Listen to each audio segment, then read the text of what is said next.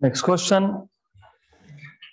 If VE and VO represent escape velocity and orbital velocity of a satellite corresponding to circular orbit of radius r, then this is a joke, क्योंकि आपको पता है escape velocity is under root of 2 gm by r. Then you know root 2 अलग कर दिया, gm by r को अलग कर दिया. This is critical मतलब orbital velocity. So VE is root 2 times of V0. Option number B. No need to write down anything because we have already done this type of question earlier. Next question, 27th. A geostationary satellite is orbiting the Earth at a height of 5r. Height is 5r, so small r is h plus r. So 5r plus r is 6r. So you have 5r plus r, that is equal to 6r. R being the radius of Earth, the time period of another satellite in hours. पहला है geostationary. Geostationary satellite का time period होता है 24 hours और उसका radius दिया है 6 hour. The time period of another satellite in hours at a height of 2 hour. तो जो सेकंड केस है, राइट, सेकंड केस में जो हाइट है, तो दैट हाइट इज 2 आवर. तो r2 equal to h2 plus r. h2 is 2r, 2r plus r is 3r. So this is what you have, 3r. Fine. Then आपको पूछा है what is the time period of this satellite. तो t2 क्या है वो पूछा है. तो of course as you remember t is proportional to r raised to 3 by 2. तो t2 by t1 is r2 by r1 raised to 3 by 2. Okay. Then you have T2 by T1 equal to R2 by R1. R2 कितना है 3R और R1 कितना है 6R. तो 3R by 6R raised to 3 by 2. 1s and 2s are. 2 का cube 8, 8 का root 2 root 2. 2 का cube 8, 8 का रूट 2 रूट 2. तो T2 equal to T1 upon 2 root 2.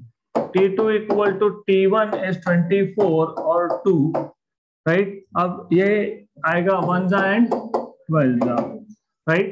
तो अब 12 मतलब 6 into 2 और 2 मतलब root 2 into root 2 upon root 2. Cancel cancel 6 root 2 r. I think पहले भी ये क्वेश्चन हमारा हुआ है. तो anyways we have a repetition of this question. Next question. Potential energy of a satellite having mass m and rotating at a height of 6.4 into 10 power 6 meter from the surface of Earth is. What is potential energy? This is what they're asking you. Well, by the way, first of all, this is radius of Earth, है ना. Height कितना दिया? Height आपको दिया 6.4 into 10 power 6, मतलब 6400 into 10 power 3, मतलब 6400 kilometre. तो ये पता होना चाहिए कि h की जो वैल्यू दी है वो वैल्यू ही r की वैल्यू है.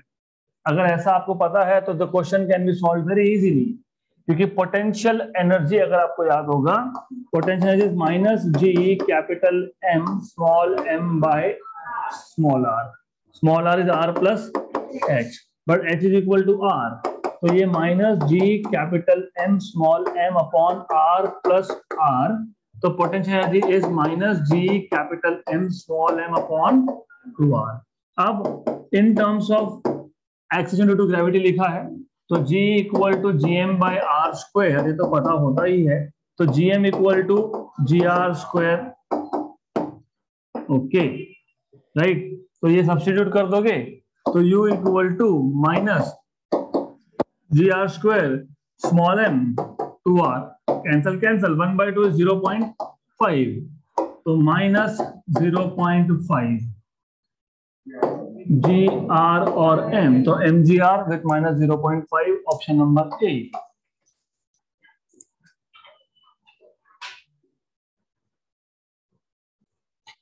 Next question.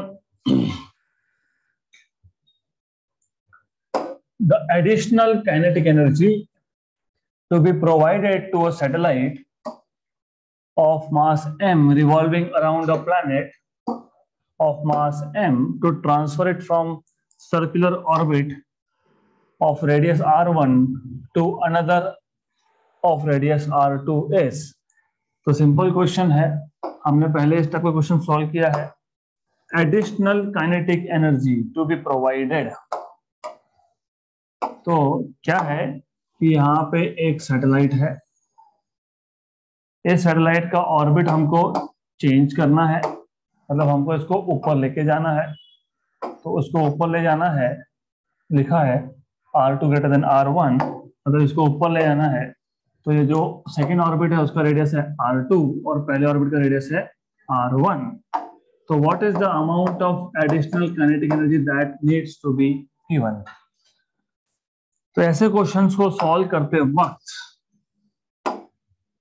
What you have to do is, कैसे सॉल्व करोगे, what is the amount of additional kinetic energy. बता ही दिया, एडिशनल काइनेटिक एनर्जी मतलब क्या करेंगे इस केस में, what will you do here. Clear cut बोला है ना, additional kinetic energy. What is kinetic energy formula, half m minus G m1 m2 upon 2r. ये याद होना चाहिए. तो एडिशनल काइनेटिक एनर्जी मतलब बेसिकली आपको पूछा ये है final kinetic energy minus initial kinetic energy. आपको ये याद होना चाहिए काइनेटिक एनर्जी का फॉर्मूला था minus G, mass of planet, mass of satellite, satellite का मास जो भी होगा small m upon 2r minus of minus capital G capital M small m upon r. Correct है, r2 और ये r1. फाइन. तो इसमें से minus G capital M small m by 2 you can take outside. Minus sign मत निकालो बाहर, minus को रहने दो अंदर. तो दिस विल बी, क्योंकि इधर माइनस है क्या बाहर, नहीं, तो इसलिए मैंने भी माइनस नहीं निकाला. Then inside you will be left with minus 1 by r2. Minus minus plus हो गया ना ये, यस. तो 1 बाय r1. तो you will have this as g mm by 2 1 by r1 minus 1 by r2. g mm by 2 1 by r1 minus 1 by r2. Option number D हो गया, question खत्म. Option number D. Next question. For a satellite moving in orbit around earth the ratio of kinetic energy to potential energy is joke. मैंने बताया भी था, मैंने लिख के दिया था. मैंने आपको क्या क्या लिख के दिया था, मैं याद दिलवा देता हूँ. सबसे पहले मैंने आपको बताया था कि काइनेटिक एनर्जी जो होता है K is equal to G minus K plus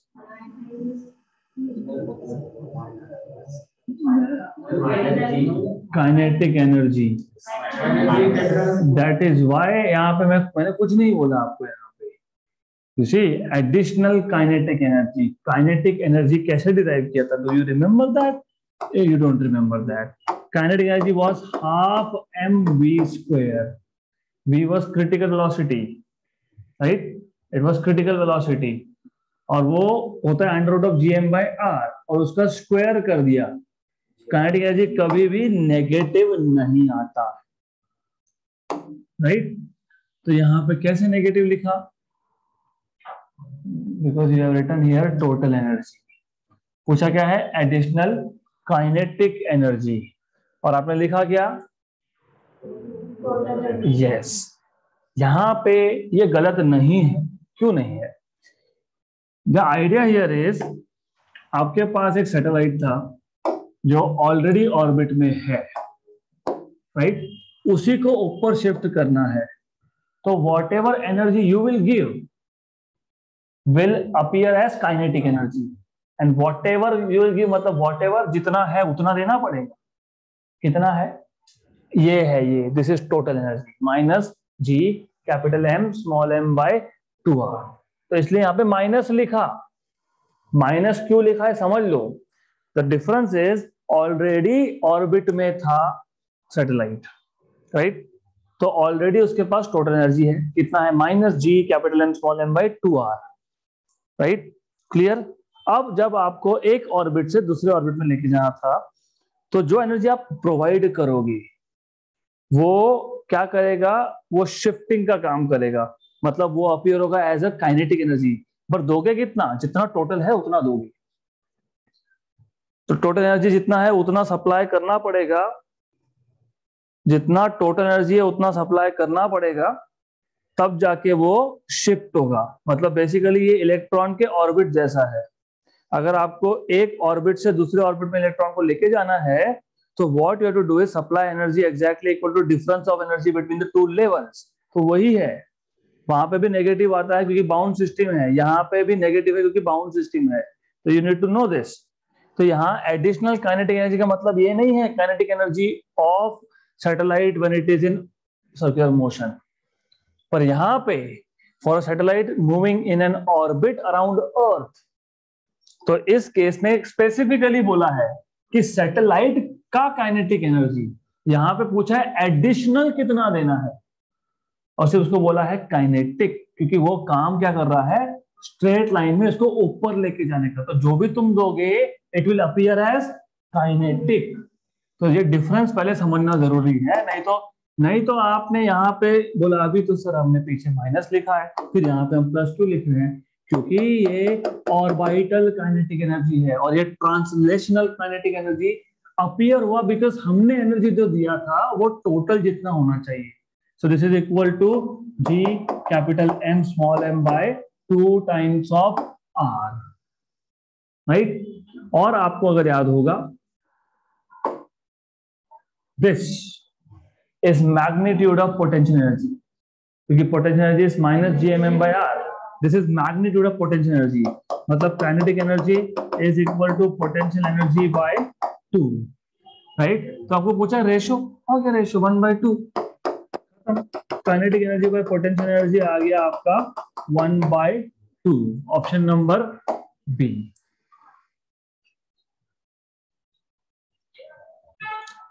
now if अगर ऐसा पूछते what is the ratio of kinetic by total, तो 1, क्यों 1, यू सी काइनेटिक एनर्जी का फॉर्मूला लिखा है आपने, पोटेंशियल का भी फॉर्मूला लिखा ही है आपने, potential is G(M)(m)/R with negative sign, ये मैग्नीट्यूड है उसका, राइट। और काइनेटिक इज पॉजिटिव के साथ G(M)(r). You remember total energy is what, kinetic plus potential. What is kinetic, G(M)(m)/2R, और this is potential is G(M)(m)/R। तो ये आपको याद होना चाहिए। ये कितना है, हाफ में से बन गया -½ तो -½ है कि नहीं, बराबर, माइनस साइन को अलग कर दो, ये क्या है, काइनेटिक। तो total energy is negative of kinetic, तो काइनेटिक बाय टोटल इज 1, तो ratio is 1:1। This is what you need to remember. अगला question, a planet moving along an elliptical orbit is closest to the sun at a distance of r1। closest मतलब perihelion, तो ये perihelion distance है r1 and farthest away at a distance of r2 aphelion distance। if v1 and v2 are the linear velocities at these 2 points, then the ratio v1 by v2 is, you see what you have is this, ऐसा एक elliptical orbit है, something like this, समझ लेना आप। तो you have sun sitting over here, you have some planet which is over here and over here, मतलब अलग अलग टाइम पे ऑफ कोर्स। तो दिस डिस्टेंस इज r1 और वेलोसिटी इज v1, क्योंकि आपको पता है वेलोसिटी इज टेंजेंशियल, तो v2 और the distance here is r2। So what is the ratio of v1 by v2? Whenever you are talking about rotational motion or revolutions, circular motion, always remember there is one quantity which is conserved, angular momentum. So angular momentum at perihelion position is equal to aphelion position. So angular momentum is always constant. So angular momentum at perihelion is equal to at एफिलियन। Angular momentum is mvr, तो mp नहीं लिखना। क्यों नहीं लिखना? क्योंकि planet कहीं पे भी हो मास तो सेम होने वाला है। तो what is the meaning of mass at point p? Nothing, it is the same. तो mass is mass, but velocity at point p is v and radius is r1. So this is equal to m v2 r2 mm, cancel. So v1 by v2 is r2 by r1. Option number C.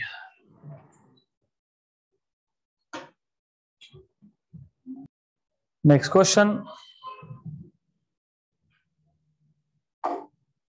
The figure shows elliptical orbit of a planet M about the sun is the shaded area SCD is twice the shaded area SAB. If T1 is a time for which the planet to move from C to D and T2 is a time to move from A to B, then of course C is not printed. नहीं है ना C? हाँ, तो ये होगा right. तो आपको बोला है इस फिगर में the figure shows elliptical orbit of planet M with mass M, मतलब some planet M around the sun, the shaded region SCD, right, is twice, it is twice SAB. अगर ये एरिया A1 है तो ये 2 times of A1 है, right.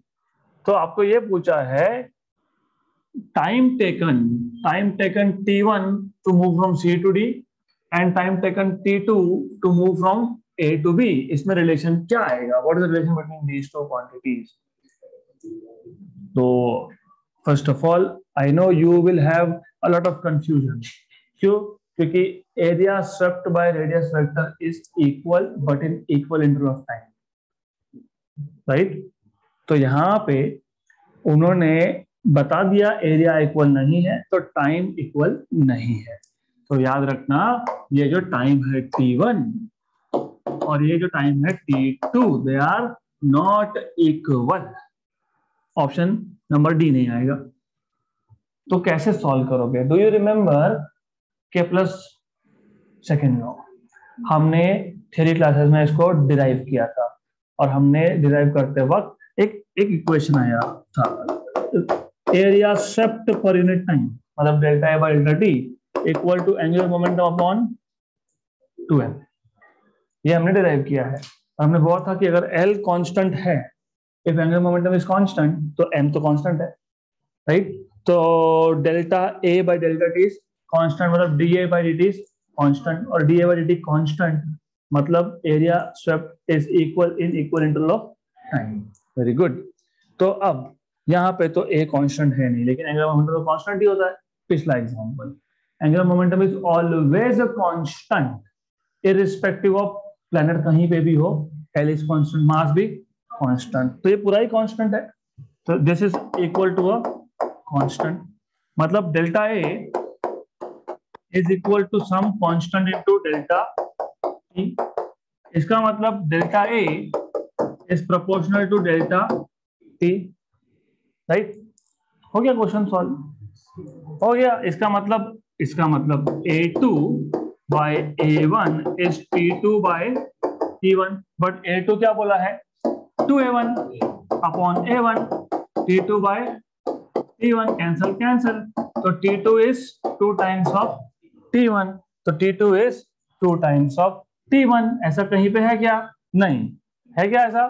नहीं। तो फिर व्हाट इज रॉन्ग? अगर ऐसा नहीं है तो फिर कुछ तो गलत है ना। तो क्या गलत हुआ यहाँ पे? डायरेक्टली प्रोपोर्शनल है,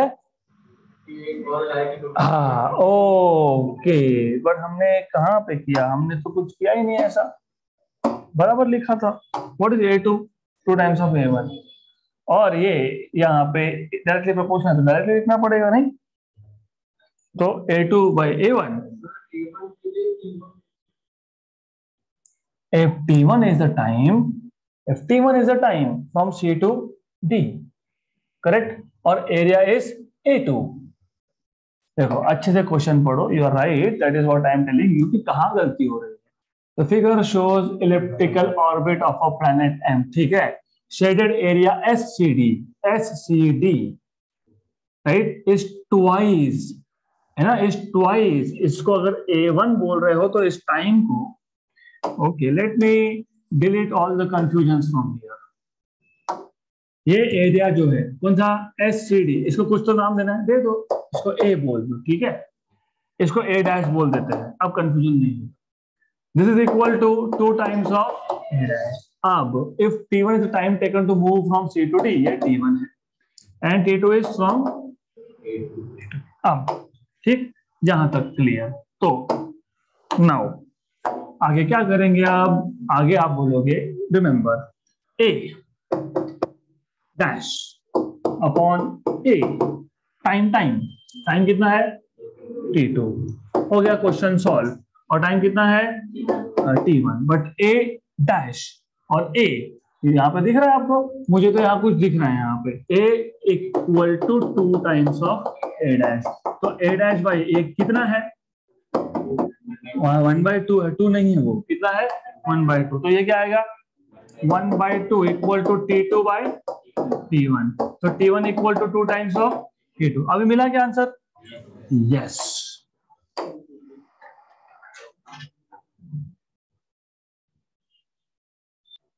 next question, Kepler's third law states that square of period of revolution T of a planet around the sun is proportional to third power of, मतलब cube of average distance r between sun and planet. So T square is proportional to r cube, so T square is equal to some constant into r cube. Then आगे आपको बोला है यहाँ पे, if the masses of sun and planet capital M and small m respectively, then as per Newton's law of gravitational force of attraction between them is Fg by r square. Here G is gravitational constant. The relation between capital G and capital K is joke. This is a joke. क्यों? Do you remember? आपको equation याद होगा तो ये आ जाएगा। आपको याद है टी स्क्वायर क्या था, 4 pi square by GM r cube था, या फिर GM/4 पाई स्क्वायर था। अगर ये याद होगा तो क्वेश्चन सॉल्व हो जाएगा। If you remember, if you do not remember then unfortunately you will have to derive this again. तो you need to remember this. कैसे डिराइव किया था, do you remember how did you derive that T square proportional to R cube? हमने Kepler law के लिए derive किया ही नहीं है, हमने किया है डिराइव सैटेलाइट के लिए अराउंड अर्थ। फिर हम बोलते हैं कि similar case will be for earth around sun, और वो याद होना चाहिए ना कैसे किया था। कैसे किया था, velocity is distance upon time, distance in one round is 2 by r upon time is time period, but क्योंकि सैटेलाइट था सर्कुलर ऑर्बिट में तो वेलोसिटी था क्रिटिकल, और क्रिटिकल वेलोसिटी होता है gm by r equal to 2 pi r by t। I want you to remember all these things, क्योंकि अगर इक्वेशन नहीं याद है तो डिराइव कर लो, squaring on both sides, gm by r 4 pi square r square by t square। ये step समझ लो, velocity is distance upon time, एक चक्कर में टाइम t और एक चक्कर में distance is 2 pi r। But क्योंकि सैटेलाइट था और सर्कुलर ऑर्बिट में था तो वेलोसिटी कितना होगा, क्रिटिकल होगा। क्रिटिकल मतलब root of gm by r, squaring on both sides, t square equal to 4 pi square upon gm r cube. यह है time period of satellite around earth. तो मास ऑफ अर्थ, यहाँ पे mass of earth है, लेकिन as I told you similar way you can treat for planet around sun. हाँ तो ये याद होना चाहिए, अगर ये याद होगा तो ही काम होगा, नहीं तो गए। तो T square is 4 pi square by GM r cube, but given is, आपको गिवन में भी एक इक्वेशन दिया है, but given is T square equal to K R cube. तो बस कंपेयर तो करना है, दैट्स इट। एक गिवन है कि नहीं? यस। और ये पता है? यस। तो फ्रॉम 1 and 2 क्या आएगा? K equal to 4 pi square by G M. आपको रिलेशन पे पूछा किसका किसका? जी एम के। तो हो गया G M K equal to 4 pi square. Option number A खत्म।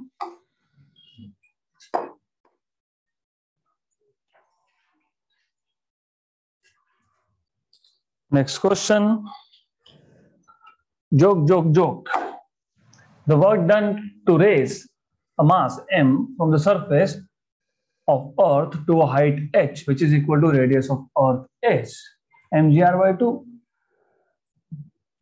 हमने सॉल्व किया है इसको already. The work done is change in potential energy. Work done is change in potential energy. मतलब final minus initial. Final potential is minus g capital M small m by small r, but small r is capital R plus h, but h itself is r. तो question समझ लो। हाँ मैं ठीक है, मैं एक step लिखता हूँ। r final minus minus plus capital g capital M small m by r initial. तो ये है equal to capital G capital M then small m 1/r initial. r initial पहले कहाँ था? सरफेस पे था। Minus r final 1/r final मतलब 2r। क्यों? क्योंकि r प्लस h और h is equal to r। तो ये आ जाएगा g capital M small m। एक में से हाफ गया तो हाफ बचा। एक में से हाफ गया ना? हाँ, तो हाफ बचा। और gm by r, but what you know is g equal to gm by r square. So gr square is equal to gm, and therefore you have work done equal to gm की जगह पे gr square m upon 2r, r cancel. तो work done equal to mgr by 2। मैंने तो बता दिया option number D आएगा, क्योंकि पहले भी हमने सॉल्व किया ये question same type. Next question. A body weighs 200 Newton on the surface of Earth. How much will it weigh halfway down the center of Earth? क्योंकि जैसे आप सरफेस के अंदर जाओगे g की वैल्यू कम होगी तो वेट कम होगा। इसका मतलब 200 या 250 तो हो नहीं सकता। ए और बी में से एक है, वो भी सिंपल है। वेट हाफ वे डाउन मतलब eight depth is nothing but mg depth. g depth is g 1 minus d by r, but mg is nothing but weight at the surface. Correct है ना? mg is at the surface क्योंकि g is at the surface। और half way down depth is r by 2। Cancel 100 answer आएगा, क्योंकि ये कितना है? 200। ये 1 माइनस हाफ आ गया। d equal to r by 2 क्यों डाला? क्योंकि बोला है हाफ डाउन, मतलब d is r by 2। Earth के सरफेस से सेंटर तक का डिस्टेंस है r। आप आधे में हो तो r बाई 2 पे हो, तो 1 माइनस हाफ इज हाफ। तो 200 by 2 is 100 Newton. Option number A.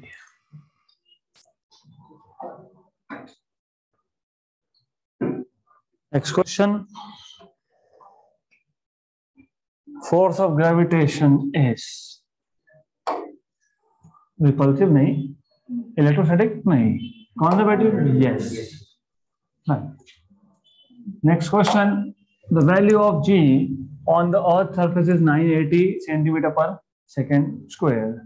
Its value at a height of 64 kilometer from the Earth's surface is। क्योंकि हाइट पे जाओगे तो कम होगा, तो 980 से कम आएगा, तो 984 और 982 आने का क्वेश्चन नहीं है। तो ए और डी में से एक। हाइट 64 किलोमीटर हमारे लिए तो और भी आसान है। 64 किलोमीटर, 64 मतलब 6400 by 100 मतलब r by 100, r by 100 right. अब r by 100 है, हाइट r by 100 है, तो do you remember I told you GH is G r upon r plus h का स्क्वायर, राइट। तो ये आ जाएगा आपके पास g r upon r plus h is r by 100 का स्क्वायर। तो g r अपॉन 100 और 101 101 r और ये 100 ऊपर, तो ऊपर आएगा 100r, है ना। क्रॉस मल्टीप्लाई करोगे तो नीचे 100 बचेगा कि नहीं, वो 100 और इसका square cancel and cancel. 100 upon 101 is slightly less than 1, उसका स्क्वायर इज लेस देन 1, लेकिन अभी लेस देन 1 तो फिर दो है, 960.40 977.55, तो ये आपको सॉल्व करना पड़ेगा। This is something you need to solve now. 100 upon 101. This is a problem that you have to do. 100 upon 101.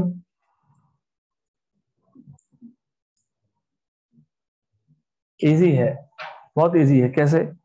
ये 100 को नीचे लेके जाओगे तो 10 पर -2, मतलब नीचे 1.01 1.01 का रेसिप्रोकल टेबल में से रेसिप्रोकल मिल जाएगा, उसका स्क्वायर करोगे।